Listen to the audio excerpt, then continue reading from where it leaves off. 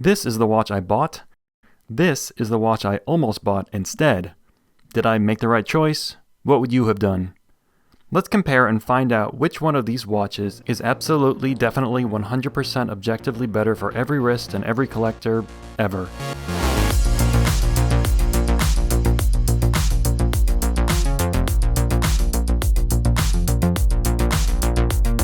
This is the latest generation Breitling Superocean 42, and this is the latest generation Omega Seamaster Professional.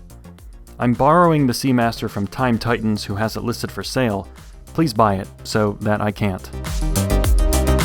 I'm only half joking because I really like this Seamaster. It's kind of an amazing watch. The Seamaster Professional is very popular both in and out of the watch community.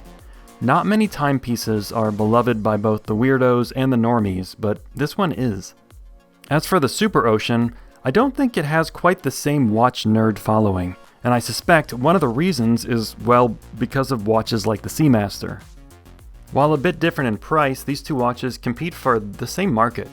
When shopping around for low to mid-luxury dive watches, these two are likely to come up on a lot of lists. So let's take a methodical approach to this comparison. We'll look at a single aspect at a time and see which blue diver comes out ahead, and maybe find out if I bought the wrong watch. Let's start with the prices. The Seamaster Professional lists for $5,100 on this rubber strap and $5,400 on the bracelet.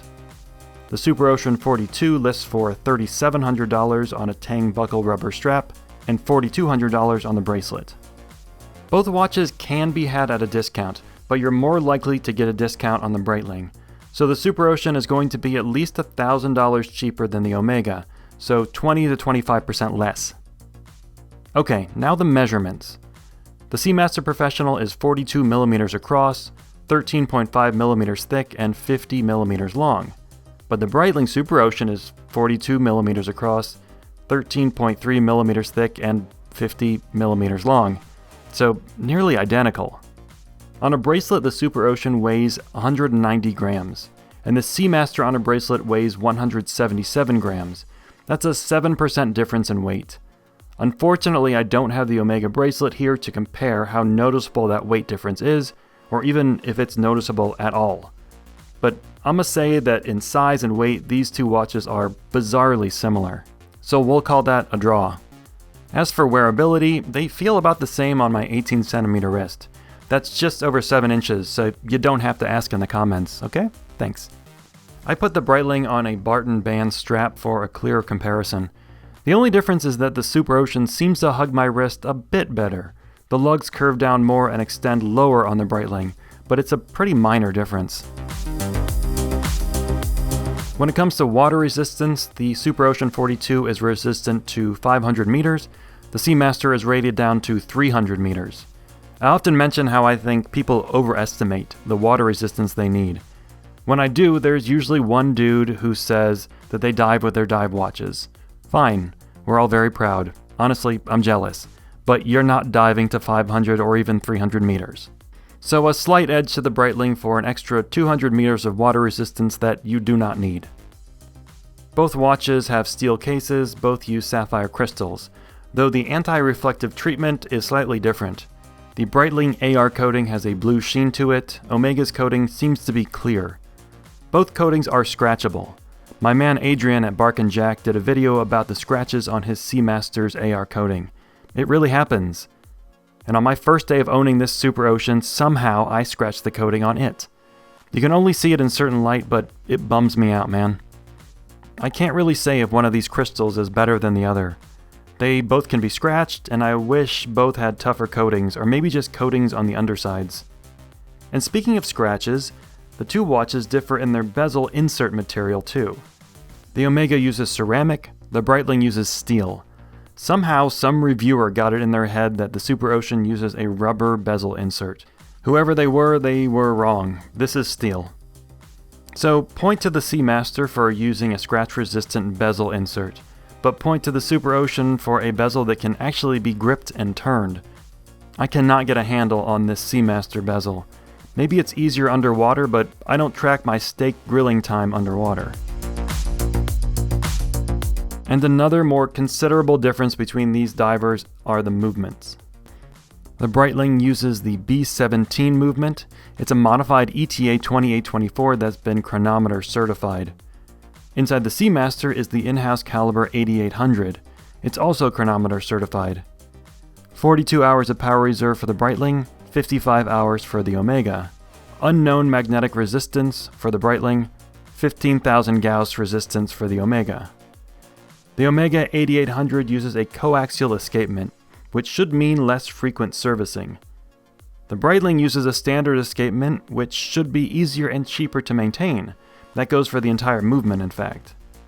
This Omega is running about 2 seconds slow per day. The Breitling is running 1 second fast per day. Looking at their specs, the Omega movement is better. Clearly, it's prettier too.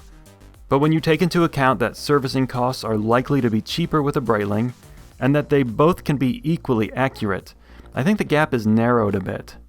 The caliber 8800 is superior, but how superior depends on what's important to you. Since I don't have the Omega bracelet here, I can't really compare the two bracelets. All I know is that many Seamaster owners despise the bracelet. It doesn't taper, it looks weird, the clasp is thick. And I can tell you as a Superocean owner, this bracelet isn't anything to write home about either. It's simple, that's what it's got going for it. In the price range for these watches, you can find better bracelets from IWC and Tudor. As for lume, the Breitling is brighter, but the Omega seems to last longer. That's according to my scientific method of just looking at these things in a dark room. And now we get to the looks, or to be more pretentious, the aesthetics. Despite these watches being the same size, having blue dials, blue bezels, and dates, they look quite different. There are a couple elements about the Seamaster that bother me. The helium escape valve at 10 o'clock and these hands. I'd love to see Omega get rid of the valve and make these hands full sword hands instead of skeletonized hands. On the Superocean, the numeral font is a bit too playful for me. It is a fun watch and it should look that way, but I'd like to see the 6 and 9 be a little more serious. The Seamaster is covered in polished and reflective surfaces, on the lugs, on the bezel, on the hands, and even on the dial, which is made of ceramic. The Superocean is far more subtle. There are far fewer reflective surfaces. A simple way of putting it is that the Omega is more luxurious looking and the Breitling is more industrial looking. A piece of jewelry versus a tool, even. People like to talk about the finishing of a watch. It's hard to compare because on the Seamaster there is just more to be finished. The Superocean is well executed, but like a Rolex sports watch, fine finishing really isn't the point. The value is in its functionality. And that's exactly why I chose the Breitling Superocean over the Omega Seamaster. I wanted a watch that had a little less bling. And that's just about my style and my collection for now. And if you're shopping these watches, that's exactly what you should be thinking about. But which of these watches is absolutely, definitely, 100% objectively better for every collector and every wrist ever? Come on, there ain't no such thing. After you take into account the $1,000 price difference, the proper question is, which watch do you like better? That's the only thing that you should be asking. Well, that and how many likes will this get you on Instagram? So, did I make the right choice when I bought the Superocean? For me? Absolutely. Both of these watches are fun and interesting and quality and, in my opinion, beautiful also. I'd feel lucky to own either one, or both. Damn. Yeah, maybe both. F*** this f***ing hobby.